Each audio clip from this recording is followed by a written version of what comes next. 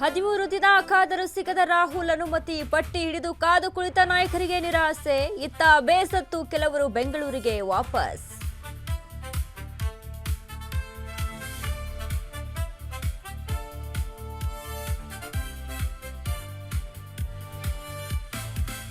ರಾಜ್ಯಾದ್ಯಂತ ಬಿಜೆಪಿಯಿಂದ ಬರ ಪ್ರವಾಸ. ಬಳ್ಳಾರಿಯಲ್ಲಿ ಅಶೋಕ್ ನೇತೃತ್ವದಲ್ಲಿ ಪ್ರತಿಭಟನೆ. ಡಿಕೆ ಸರ್ಕಾರದ ವಿರುದ್ಧ ರೈತರ ಆಕ್ರೋಶ.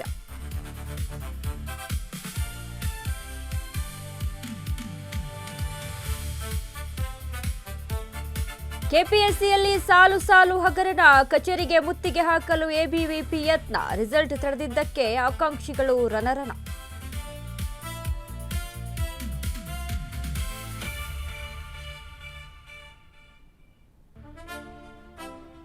ಎಸ್ಐಆರ್ ಸಮೀಕ್ಷೆ ವೇಳೆ ಅಧಿಕಾರಿ ಮೇಲೆ ಹಲ್ಲೆ. ರಕ್ತ ಬರುವಂತೆ ಹೊಡೆದಿದ್ದ 2 ಅರೆಸ್ಟ್. ಡಿಜೆಹಳ್ಳಿ ಪೊಲೀಸ್ ಠಾಣೆಯಲ್ಲಿ ದೂರು ದಾಖಲು.